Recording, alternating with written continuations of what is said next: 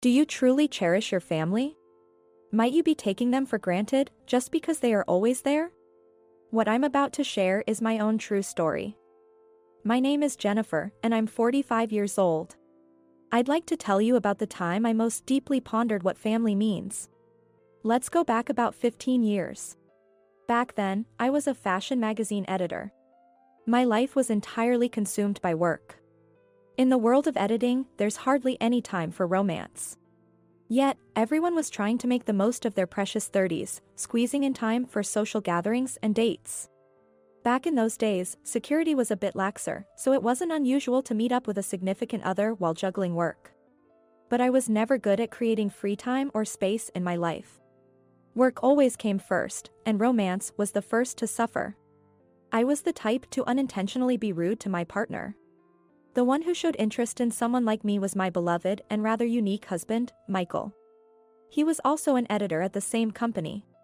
However, we worked on different magazines, so we didn't interact much. We often ended up working late until around the same time, which meant we ran into each other a lot in the elevator on our way home. That's what eventually brought us together. We both took pride in our work and neglected romance, making us quite similar. Sometimes, we passionately discussed the future of magazines as comrades. Our relationship was so devoid of romance that it took a while for us to become a couple, but now as a married couple, we understand each other better than anyone. It was my husband who suggested we split the household chores to ensure we both could work efficiently. We didn't assign fixed duties. Instead, whoever noticed something needed to be done or had the time would take care of it. Which meant no stress for either of us. We were a couple who could talk about anything and were like best friends. One day, my father-in-law contacted my husband. He said my mother-in-law had broken her dominant arm and needed someone to live with them and help out until she recovered. To be honest, I was puzzled at this point. My husband's parents and his younger brother lived in their family home. With two adults already there, it seemed unbelievable that they'd need someone to live in to help. I couldn't help but ask my husband, do they really need help? He replied, I said the same thing. But they insist they can't manage without help, which seems unlikely. Moreover, my husband didn't get along well with his younger brother, Chris, and was somewhat estranged from his family. Chris frequently changes jobs, none of which he keeps for more than a year. It seems he is currently unemployed. He claims, I'm making money from gambling, treating gambling as if it's his job. My husband had once found him a job through his connections, but Chris left without notice, forcing my husband to apologize profusely to the employer. However, my father-in-law never scolds Chris. In fact, he tends to intervene protectively whenever my mother-in-law gets angry. As it was my husband's family matter, I stayed silent, but naturally, my husband was frustrated and sided with his mother. But in the end, my father-in-law and Chris's attitudes didn't change. After that, my husband said, just seeing my father and brother irritates me, which led him to become distant from his family home. Though he was estranged, it was only to the extent of not visiting the house. He made sure to maintain some contact with my mother-in-law and father-in-law. He would have preferred to cut off contact with his father as well. But it wasn't possible because his father would be the one to contact him if anything happened to his mother.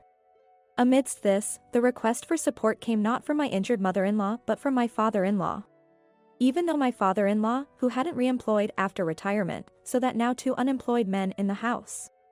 I had a bad feeling about this, but with no clear understanding of the situation, I was utterly clueless. Should I go and help? My husband said with a sigh. My husband is currently involved in the launch of a new magazine, a key project for him. This magazine is a children's publication, something he has dreamed of doing for many years. He really wanted to give his all to this project. On the other hand, I was in a position where I could easily take a significant amount of time off due to major reorganizations in the magazine I was involved with. Let those who can, do. That's our family motto, right? I can count on you to take care of things here.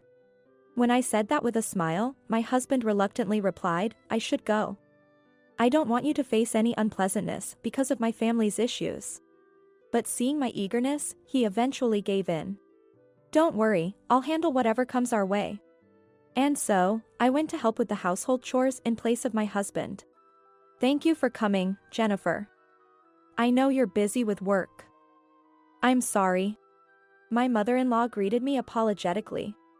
She was wearing a cast on her arm. Even now, as she aged, she was an active insurance agent, bustling with energy. My mother-in-law in a cast seems painful. For starters, I asked about what needed to be done and the general routine, like meal times. That's when it happened. Hey. I'm going to work, so give me some money. Stomping in was Chris, who had significantly, well, let's say, expanded since I last saw him. What's this about needing money for work? It's probably for gambling. If he's calling it work, he shouldn't be taking money but earning it instead. Not again. We're out of money, just stay home, my mother-in-law raised her voice. I silently agreed, but then Chris retorted, shut up. Do you want me to throw a fit? My mother-in-law flinched for a moment, then silently went to fetch her wallet, from which she pulled out $200 and handed it to Chris. Thanks, he said, flipping the bills and heading out the door. Wait, what? We're just giving him that? I was stunned. I thought, if that bulk started rampaging, it would be like a pinball, but my mother-in-law looked genuinely scared. Was it okay to give him the money? I asked. She looked down and then silently nodded. I was not okay with this, and it didn't sit right with me. Within 30 minutes of my arrival, I was already itching to complain to my husband, but he was at work, so I held back. I have a short temper. If Chris had demanded money from me, I wouldn't have hesitated to confront him. But since my mother-in-law didn't retaliate, I kept my mouth shut for the time being. At the same time, I realized I needed to keep a closer eye on this household. But that seemed to be the only issue. The day ended, and I wondered if Chris was the only problem. The next day, I accompanied my mother-in-law to the hospital since she had a doctor's appointment. We had an appointment, but the hospital was crowded, and we returned home later than planned, where my father-in-law greeted us. I expected a simple welcome back, but I was mistaken. The first thing he said was, the bathroom isn't ready, and he was angry about it. Despite it being only 3 p.m. My father-in-law was upset that the bathroom hadn't been cleaned because he wanted to take a shower early due to sweating. I nearly told him to clean it himself, but I held back, remembering I am the daughter-in-law and should stay quiet as long as my mother-in-law does. However, my mother-in-law was about to head to the bathroom, saying, I'm sorry. I exclaimed, no, you can't clean the bath with that injury. I hurried to stop her and took over the cleaning. After finishing, I went to check on my mother-in-law. Expecting her to be resting after the hospital visit, I found her instead starting to prepare dinner. I'll help, I offered. Then my father-in-law said, that's great. It'll speed up the work a bit, and laughed heartily. How annoying. I couldn't help but glare at my father-in-law. Worried I had been too obvious, it turned out to be an unnecessary concern. He was so engrossed in the TV, sitting on the sofa, that he didn't even notice me. To top it all off, he had the audacity to say, give me a shoulder massage later. I couldn't believe he could say such things after seeing my mother-in-law's injured hand. I was so upset that dinner tasted bland that night. Chris complained about the meal, and my father-in-law demanded my injured mother-in-law to serve him drinks. I wanted to protest, but had to consider my mother-in-law's feelings. In just 2 days, I clearly saw how little regard my mother-in-law was held in this household. It wasn't like this the last time I visited. When I was alone with my mother-in-law, I couldn't help but ask, why don't you say anything to your husband and son? Isn't this normal for most families? She wondered. What kind of households are you talking about? At least ours isn't like that. When I said this, my mother-in-law's eyes widened in surprise. According to her, when she complained about this situation at work, her colleagues laughed it off, saying, that's just how it is everywhere, wives are always busy. She had resigned herself to thinking that if everyone else endured it, it must be acceptable. What are you saying? Other families are other families, ours is ours. Even if other households are like that. Don't convince yourself that something you feel is wrong is actually okay. I urged her. She murmured in agreement, you're right. I learned that this situation began a year ago when my father-in-law retired. Initially, his demands were tolerable, calm and even, like asking, when's dinner? It's probably common in many households for husbands to not do housework even when they're at home. Until then, my mother-in-law had thought it was a frustrating but unavoidable situation. But gradually, my father-in-law's complaints increased. He became dissatisfied if meals or schedules didn't go his way. Eventually, he became unscrupulous in fulfilling his desires, resorting to somewhat plausible lies like, "The doctor said I can't have American food because it's high in fat," to push his demands. Of course, he would forget his own lie and demand fatty dishes the next day. My mother-in-law was caught in a cycle of his whims, criticized whether the food was too fatty or too light. Naturally, my mother-in-law became unable to fulfill those impossible demands. As a result, my father-in-law started to look down on her as someone who can't properly do cleaning or housework. Seeing this, Chris also started looking down on her, joining his father in disdain due to his unresolved grievances. Besides complaining alongside his father, Chris stooped to extorting money. My mother-in-law, unable to overlook this behavior, scolded him, asserting it was wrong. However, Chris, who had been on a losing streak at gambling, one day he snapped her while they had a conversation. As a result, she ended up getting injured above her eyebrow when Chris threw a remote control at her with full force. It wasn't an intentional injury but a mishap while trying to drive her out of the room. Had I been there, I might have thrown a chair back at him. But my mother-in-law isn't that type of person. "It's enough that I don't want anything more to happen," was a sufficient event to weaken her stance towards Chris. Knowing this, Chris began to threaten to throw a tantrum whenever his whims were not met. I thought, what a despicable situation. In the end, despite there being 3 adults in the house, the only one working and doing household chores was my mother-in-law. The 2 men were just freeloading off her. And yet, they had the nerve to act all high and mighty, which is the height of shamelessness. If it gets too tough, you can always escape to our place. "It's okay to say no to things you don't like," I said. At my words, my mother-in-law looked down with a complicated expression. "You're right. I feel a bit relieved knowing it's not normal. I thought I was just being too sensitive," she said. With that, she smiled, saying, "Let's go to bed for today," and ended the conversation. I might have overstepped my bounds, I thought. But I don't believe my actions were wrong. I resolved to help my mother-in-law with all my might if needed. The next morning, due to the rain and atmospheric pressure, my mother-in-law seemed to be in poor physical condition, not just her hand. Just as I decided to do my best to support her without overburdening her. "Mom, take me to the casino," Chris said as he came down from the 2nd floor. I inadvertently blurted out, "What?" but Chris didn't notice. "Hey, there's no newspaper." "Go get it from the mailbox," my father-in-law chimed in. I glared, thinking he could go to the nearby mailbox himself, but of course, he remained seated on the sofa. It seems that statue only moves when bodily functions dictate. Is he considering himself some kind of fixture in this house? While I was seething with anger, my mother-in-law said nothing. Usually, she would respond with a yes, or some other affirmative before starting the task. Her silence and inaction made me wonder, had my persuasion the day before had an effect? As I watched uneasily, my father-in-law demanded, "What's taking so long? Hurry up." Even Chris began to say, "I'm waiting for you to get ready." Why is silence taken as consent in this house?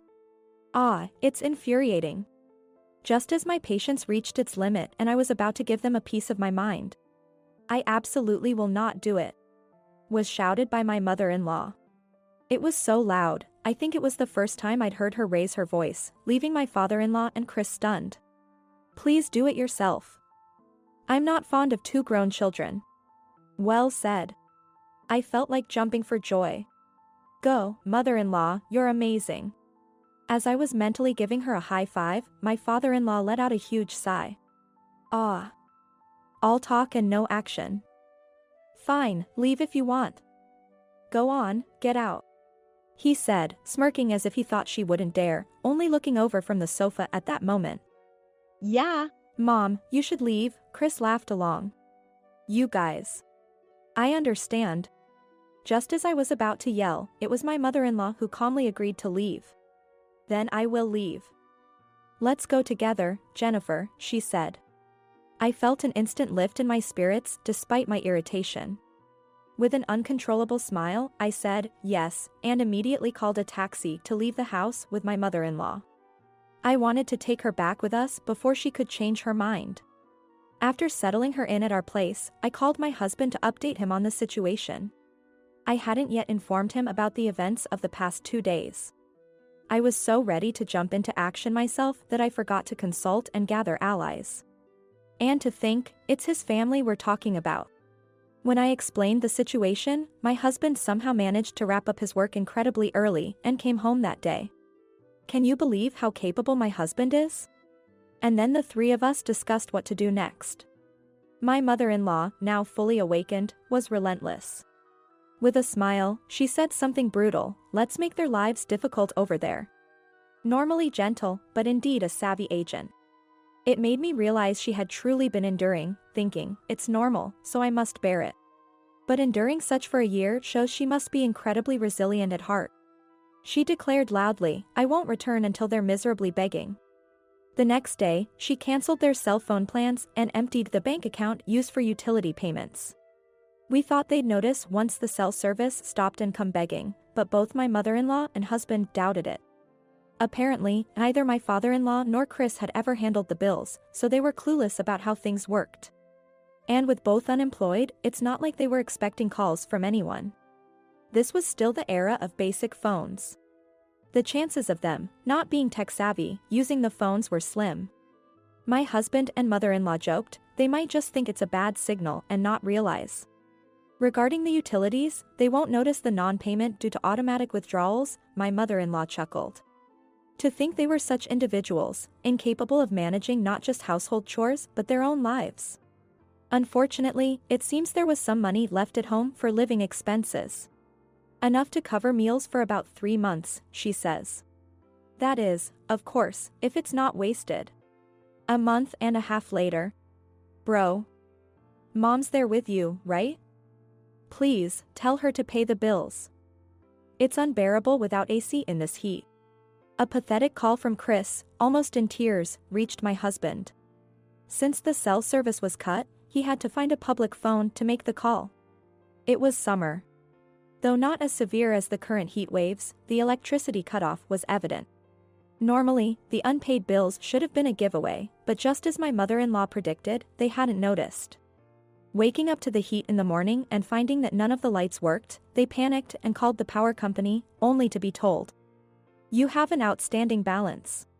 My husband, upon hearing Chris's plea right after picking up the call, promptly hung up. He can be quite the devil when he wants to be. I love that about him. It seemed they also tried calling our house, but I deliberately didn't answer upon seeing the number. It was at my mother-in-law's request. Another half a month went by. 2 months after my mother-in-law's revenge preparations began. Coming home from work, I found Chris and my father-in-law sobbing outside our house. Please, let me see Mom. The water's been cut off. Chris begged. Jennifer, I'm begging too. The toilets, they won't flush, my father-in-law added. I nearly burst into laughter at their pleas. Desperate, yes, but their earnestness was almost comical. Not wanting them to linger at the door, I decided to inform my mother-in-law. She appeared before them, saying, let's have a talk, shall we? Just then, my husband arrived, and we all went inside to discuss. What brings the two of you, utterly clueless about the world, here, my mother-in-law started. The two couldn't even look her in the eye, hanging their heads. I'm at my limit. I'm sorry. Please come back. Chris apologized. My father-in-law followed suit. I'm also at my limit just looking at the two of you, but what should we do in that case, I wonder? My mother-in-law said with a mischievous smile, glancing at me, so I laughed along and said, indeed, what should be done about that? You don't have to go back ever, Mom, my husband began to smirk. Yeah, really. Who'd want to go back to babysitting 2 grown individuals? The moment my mother-in-law said that, Chris exclaimed, oh, me. I'll work. I'll work. But we didn't miss the instant his face turned into a wait, what, expression. Probably, work was just a spur-of-the-moment lie. But this was an opportunity. Then write a pledge that you'll work diligently from now on, no matter what, my husband challenged him. Huh? As my husband hastily prepared paper and pen and handed them to Chris, it was clear Chris was completely caught up in our pace. Here, write it down. From now on, you'll live on your own money and take care of Mom, my husband urged him. Rushed by my husband, Chris ended up signing the pledge before he knew it. His face grew paler by the second. If you break this, all your assets go to Mom. My husband warned, though his words held no legal weight. Yet, the intimidation in his voice was enough to convey he'd make it happen no matter what. Chris answered in a small voice, understood. Your turn, honey, my mother-in-law said. Don't think I'll come back just because he's working. If you don't change, it's still just another big kid around, she told him. What? I don't know, my father-in-law blurted out in panic. Huh? That's okay? Then Dad, you leave that house. Is that okay, Mom? As my husband said this, my mother-in-law smirked mischievously. That's not enough. What else shall we do? How about selling that watch Dad treasures? Ah, that's a great idea. Let's do that. And then, the moment my husband and mother-in-law started listing things to sell, my father-in-law slammed the table and stood up. All right, I get it. I'll do anything, just come back, please. As he finished speaking, my father-in-law slumped down, defeated. Anything? Like what exactly will you do? At my mother-in-law's words, my father-in-law let out a gasp. What? The atmosphere and his evident fear of my mother-in-law must have overwhelmed him. I'll help with the housework. And cleaning.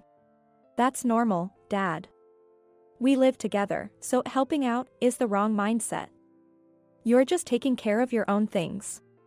What makes you so entitled, my husband said, clearly exasperated. All of it, my mother-in-law demanded. Yes.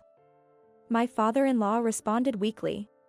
Being unemployed, even doing all the housework might not be enough, my husband added. With tears in his eyes, my father-in-law said, I'll do whatever I can. It must have been a mix of shame and defiance at being scolded by his son. Thus, the whole ordeal ended with my mother-in-law agreeing to return home, on the condition that all her demands were met. 10 years have passed since then. Chris struggled with job interviews but managed to get hired for a part-time job at a local restaurant chain he used to frequent as a child. Surrounded mostly by younger colleagues, there were times he was pushed hard and felt worn out. However, he seemed to realize that if he quit, there was nowhere else that would hire him, who had been unemployed for a long time. And he continued to work with a guts that he had never had before.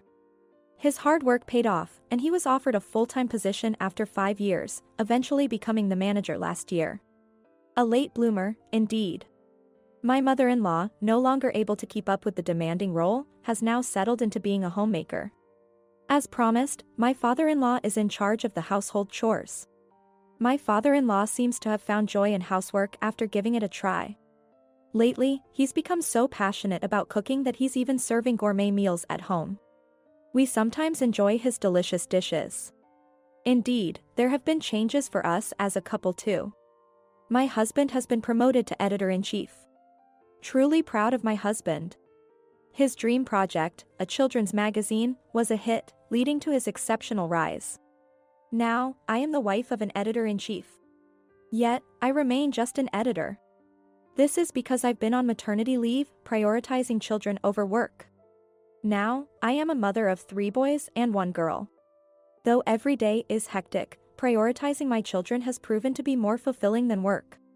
Sometimes, my mother-in-law and father-in-law come over to help with the kids, so despite having many children, I don't feel overly burdened. This isn't because we asked for help, but because they help when they can, by those who can. Not confined by roles like being a wife or husband, but doing what one can do. Without sacrificing anyone. I think this approach to family life might be the most natural and effortless way to happiness. For each of us to be our true selves, not just a mom or a dad. I intend to continue cherishing my family with all my might.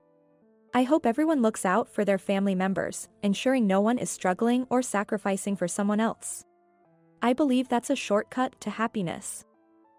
All right, everyone's presentations are done. Nick, the manager, said as he tried to move the discussion forward. Excuse me, I haven't. I recently found out something. Nick interrupted me and began to speak. There's apparently someone in this department who didn't graduate high school and is just a part-timer. Meetings should be for employees only. Absolutely right. His lackey, Mike, of course, agreed with Nick. I'm leaving. After leaving the meeting room, I started to shut down my computer. I noticed that an email had arrived, not in my personal inbox, but in the company's shared email. Thinking, there's no point in speaking up, no one will listen, I went home quietly. The next day, I heard a commotion from Nick's desk. He was staring at his computer screen, his face pale. Nick! Is something wrong? Mike looked at the screen with him. And he turned even paler than Nick. Why is he so angry? Knowing the reason for Mike's distress, I thought to myself, serves them right. My name is Adam. My mother passed away when I was in the 9th grade, and I was raised by my father. Well, you could hardly call it being raised. After my mother passed, my father changed. He drowned his sorrows in alcohol, and though he still went to work, he squandered our living expenses on horse racing. Because of that, I had to start working part-time as soon as I entered high school. Every month, I went to the convenience store with bills in hand that couldn't be auto-deducted from my father's account. Even though I endured it because I didn't want to be alone, I reached my limit in my second year of high school and dropped out. I found a live-in job at a distant inn. Thank you for everything. The day I left home, my father, still staring at the TV, spoke. Take care. That was our last conversation. Back then, 18 wasn't the age of majority, so I needed my father's permission to work, and I couldn't hide my place of employment. Yet, my father never visited me even once. I kept working just to survive, and before I knew it, I was 42. Years of hard work paid off, and I was transferred to the headquarters. I was thrilled to be recognized by the company, as I thought I'd be working in the field until retirement due to my lack of formal education. Listen up. Our work can change the future of our employees. Don't drag us down. On my first day after the transfer, Nick, dressed in an expensive suit, spoke sternly. There was a reason for this. Our inn was located in a prominent tourist destination, known so well that everyone in the state could sing its commercial jingle. At its peak, we had 5 locations within the state. But that was long ago. Due to financial difficulties and aging facilities, only the place where I had worked for many years and the original establishment remained. I was prepared to lose my job anytime, but now there was a glimmer of hope. With the rise of social media, the tourist area where the inn was located started gaining attention again. Depending on how hard the sales department, where I was transferred, worked, we could either thrive or be forced to give up this prime location to the new hotel chains continuously popping up. For Nick, who had switched careers from another industry to strengthen our sales, this was a battle he couldn't afford to lose. I understood why he had to be strict. I will do my best. Nick sneered at my enthusiastic declaration. Did you not hear what I said? I'm sorry. I thought I was listening carefully. Out of habit from years of customer service, I apologized reflexively, though I had no idea what had offended him. Someone was watching me with a smirk. In this department, there are those who are expected to excel and those who have been shoved here because they have nowhere else to go. You are the latter. It was Mike, the section chief. He's 7 years younger, at 35. But he was called to headquarters much earlier than I was and had been moving around within the headquarters ever since. I'm not jealous, but I can't accept that he's my boss. Graduating from a prestigious university, he has an unusually high pride and caused many problems as a newbie, making things very difficult for me when I was the front desk leader. When I found out Mike was transferred to the sales department a month before me, I was disheartened. Mike is right. With just a middle school diploma, there's not much you can do. Don't even think about achieving results. As if I didn't exist, Nick remarked, I'm thirsty. Mike eagerly ran to the coffee maker. It seems Mike is Nick's lackey. I regretted being happy about my transfer to headquarters, wishing I had stayed on site forever. Send a direct mail to every company on this list by the end of the day. Nick only assigned me tasks that even a new graduate could handle. What? There are over 1,000 companies. You want me to send to all of them by today? Yes, if you and your fellow misfits split the work, even those with nowhere else to go should finish by today. I glanced at the employees typing away expressionlessly. They were worn out from customer service, only thinking about leaving on time, or were women reassigned after having children. With zero motivation for work. Even Sam, a new graduate from the same university as Mike, who was supposed to be among the expected achievers, had no enthusiasm for the job. Having joined the company wanting to do customer service. I don't care what they say, I plan to quit any time, he said. Only Nick and Mike were highly motivated, making all the decisions between the two of them. I originally only wanted to work at the inn to survive and had no particular attachment to this job. I swallowed my words, thinking I had no right to reprimand them. About a month after the transfer, Nick told us with a frustrated look. To commemorate the 50th anniversary, we've decided to create a plan exclusive for one group per day. Originally, Mike and I were supposed to come up with it, but our president, Mr. Thompson, insists on hearing everyone's opinions. So, you all get a chance. As Nick explained, Mike began handing out prints. Make sure not to embarrass Nick. If your ideas are half-baked, you'll have to redo them. It seemed that they had printed his handwritten notes by Mr. Thompson, which included several questions and a section for free responses. It made sense why Nick had to seek our input, given that all responses had to be submitted to Mr. Thompson. We were given a week to think about it, and a meeting was scheduled to compile our ideas. My plan is to let guests enjoy both the old and modern America. Nick began the presentations. Guests would watch a master confectioner at a nearby traditional sweet shop make sweets in front of them. The welcome drink would be premium tea in a bottle. Nick's plan was certainly attractive. After his presentation, Nick called on us to present in the order we were seated. Just as I stood up for my turn. All right, everyone's presentations are done. Excuse me, I haven't. I recently found out something. Nick interrupted me. There's someone in this department who didn't graduate high school and is just a part-timer. He was likely talking about me. I joined the company as a part-timer and was made a full-time employee when I turned 20. That was 20 years ago, so Nick and Mike probably had no chance to know until recently. Meetings should be for employees only. Absolutely right. After that, Nick kept creating opportunities to solicit everyone's opinions, purposefully excluding me from speaking. The meeting unexpectedly heated up and went past the scheduled end time. A few people asked to leave, and the discussion continued with the remaining few. Still here? Normally, you'd leave in that situation. Though I had no attachment to the job initially, hearing kind words from customers made me want to make them happier. For someone like me, with nowhere to go, the inn was my home and customer service was my life. I felt pathetic about my current self. I'm leaving. I left the conference room and started shutting down my computer. I noticed an email had arrived, not in my personal inbox, but in the company's shared email. Thinking no one would listen to what I had to say anyway, I quietly went home. The next day, while preparing the DM as instructed, I heard a commotion from Nick's desk.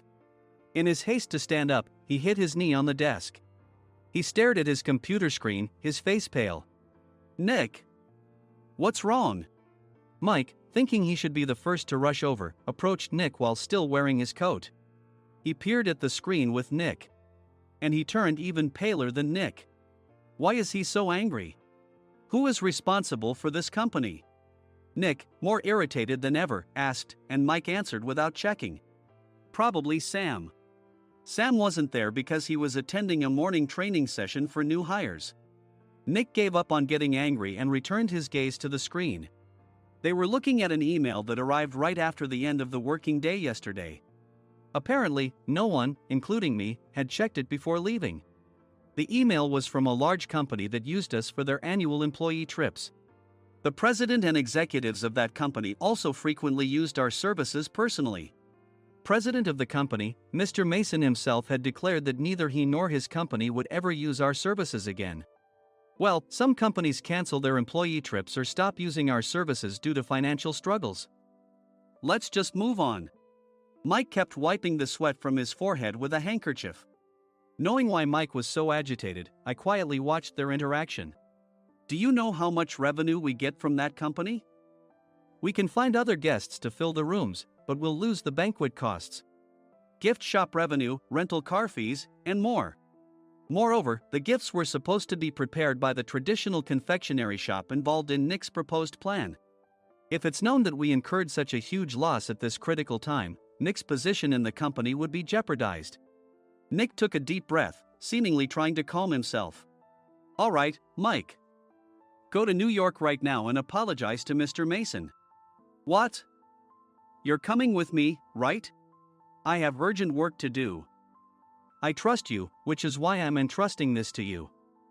Please. Mike, believing Nick's sincerity, agreed with a determined look on his face, saying, yes. That's Nick for you. Even if Mike went to apologize, Nick would shift all the blame onto him if the client didn't change their mind. Well, it was Mike's fault to begin with, so it served him right. About 3 hours later, Sam answered a call from somewhere and repeatedly apologized, saying, I'm very sorry. Everyone watched to see what was happening. After ending the call, he informed Nick with a weary tone. When Mike arrived at the client's company, he only made things worse, further infuriating Mr. Mason. He was demanding, get his boss here immediately. It was no wonder Sam was exhausted, dealing with such a call right after returning from training. What is that idiot doing? All right, Adam, you're coming with me. If sacrificing Mike didn't work, then I must be next. Normally, I'd want to refuse at all costs, but I saw an opportunity in this situation. If I can be of assistance, I'd be happy to join you. I obediently followed Nick, and we flew to New York. When we introduced ourselves at the reception, it became clear how serious the situation was, as the receptionist personally escorted us to the president's office. Angry voices leaked through the door, making both Nick and me uneasy. Excuse me. I'm Nick, the supervisor. I understand my subordinate has caused you trouble, and I deeply apologize. Nick, with his experience in the corporate world, knew enough to offer an apology before excuses. However, his customer service skills left much to be desired. I sighed as I saw Mike trembling like a small dog in the corner of the room. What kind of training are you giving your subordinates? Mr. Mason glared at Nick with a red face. The intensity of his gaze made even Nick take a step back. Regrettably, I joined this company only 2 years ago and was unaware of Mike's issues. I should have identified his shortcomings sooner. Indeed. I should have realized sooner. No sensible person would come to apologize and then give a lengthy presentation on the drawbacks of not using their in. Nick froze, his mouth slightly open. Suspecting the worst, I picked up the documents that had fallen to the floor. It seemed Mike hastily prepared these documents on the plane, listing the disadvantages. Disadvantage 1: if you change the venue for the company trip, employees might suspect it's for cost-cutting reasons, leading to a negative impression. Reading it aloud half-jokingly, Nick snatched the papers from my hand and checked the contents with a furious expression. Among the stack of documents was a receipt from a nearby convenience store's copy machine. I felt a pang of dread, hoping he hadn't shown the receipt as well. What do you think he said when I asked what kind of nerve he had to do this? I'm very sorry. Faced with the dire situation, Nick must have thought there was nothing left to do but apologize. In a voice smaller than I'd ever heard from him, he uttered words of apology. He said, I'm a Harvard graduate.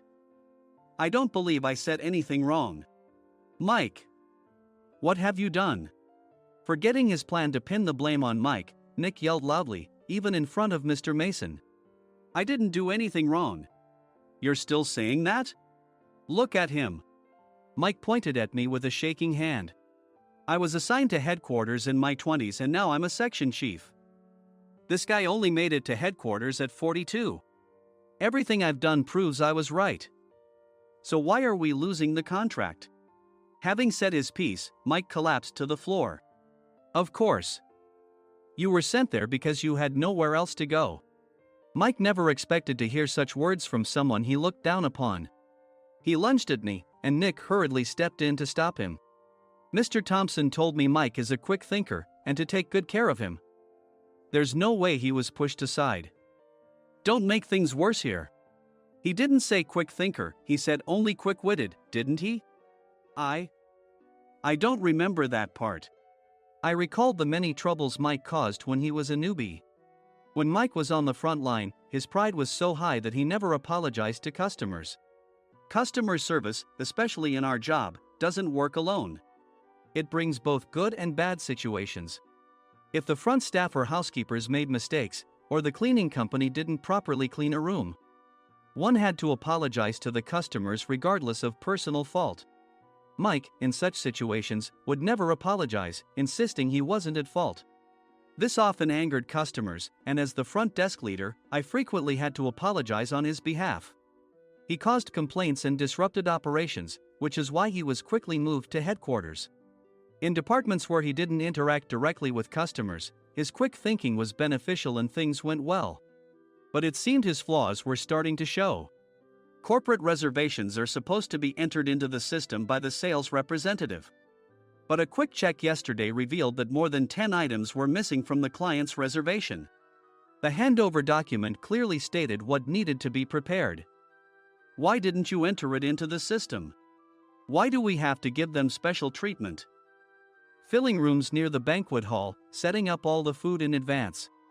Specifying the brand of wine, they're too demanding. No wonder he always angered customers, I thought, feeling a headache coming on. Grouping them in rooms near the banquet hall is for our benefit too. It makes it easier for the staff to set up beds and serve breakfast since everyone's schedule is synchronized. As for the other requests, Mr. Mason suggested them to lighten our load. I didn't know that. Nick finally seemed to realize that Mike was the one who had angered the client. What did you say to them? I just told them we wouldn't give them special treatment anymore.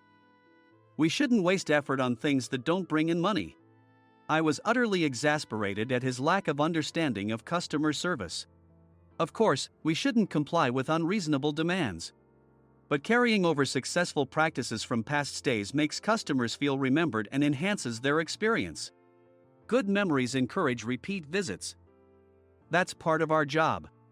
I looked down at Mike, who was sitting on the floor. In our job, nothing is a waste. Mr. Thompson likely moved you to the sales department, hoping you'd finally understand this. How do you think he feels now that you've failed to meet his expectations? Mike, tears in his eyes, fled the president's office. I was amazed he still hadn't apologized. You have it tough, Adam. It's okay, we're all employees of the same company. I deeply apologize for this disrespectful incident. Especially after all the care you've shown us. If it weren't for you, Adam, I really would have stopped staying here. When I heard you were moving to the sales department, I was willing to reconsider if you handled it. Seeing us talk so amicably, Nick's face contorted. Do you two know each other? Adam's service is excellent. I always requested him specifically. Normally, we don't accept specific staff requests, but we made an exception for Mr. Mason, adjusting my shifts accordingly. He had personally stayed at our hotel just before my transfer, and during casual conversation, I mentioned, I'm moving to the sales department soon. If I hadn't told him then, things could have been much worse. Please continue to take care of us. I look forward to it. On the return flight, Nick awkwardly offered me a can of beer. It's still working hours. Of course, I had no intention of forgiving him for a single beer. Nick might try to pin everything on Mike and avoid any consequences. While pondering this, a startling fact came to light. Nick, the tea bottles for the plan have arrived. I handed Nick a bottle labeled with our inn's name. They look good. What are you talking about? These are plastic bottles. I had assumed we would use the trendy, high-end bottling tea. But what arrived were ordinary plastic bottles of tea with customized labels. The only unique aspect was the label, which had the inn's name, making it look customized. Upon further investigation, I discovered that a substantial amount of money was set to be paid to the tea company. It was priced like bottling tea. Does this plastic bottle really cost $100 each? The tea inside is specially blended for us. The extra cost is for that. Wouldn't it be better to use another tea company? Or is there a specific reason we must use this one? As Nick continued to make excuses, I showed him a printed email. I informed the tea company's president, Mr. Mitchell, that we discovered irregular payments and he confessed. He said you two were high school classmates and planned to split the extra money. That idiot. Why did he confess? That's not important. You should worry about yourself, this could turn into a police matter. Opening the bottle cap, I suggested. How about calming down with this tea? It supposedly has a relaxing effect. Nick drank the tea frantically. In the following days, decisions were made about their fates. Mike was reassigned to the General Affairs Department, with no chance of transfer or promotion, as per Mr. Thompson's orders. As for Nick, since the payment to the tea company hadn't yet been made, he narrowly avoided legal trouble. Instead, he was encouraged to leave the company, and to avoid further complications, Nick submitted his resignation. Rumor has it that connections between HR departments have made it difficult for him to find new employment. Even though it was good to have those two gone, something unexpected happened in the sales department. Everyone became motivated and united in refining the 50th anniversary plan. In the end, my plan was adopted. We collaborated with the Tourist Information Center to provide personalized guides. The plan, tailored to the number of guests, was truly special for the 50th anniversary. Hey, is Adam's family coming to stay? I immediately booked that special plan for my family. Sam noticed it on the reservation list and quickly picked up on it. Yes, I'm inviting my father. That's great. I might invite my parents too. I lacked the courage to face my father just as Adam. But here, with the confidence Mr. Mason praised, I felt ready. The 50th anniversary plan was a perfect opportunity to reconnect with my father. I hoped to bring back the days when we could laugh together as we once did.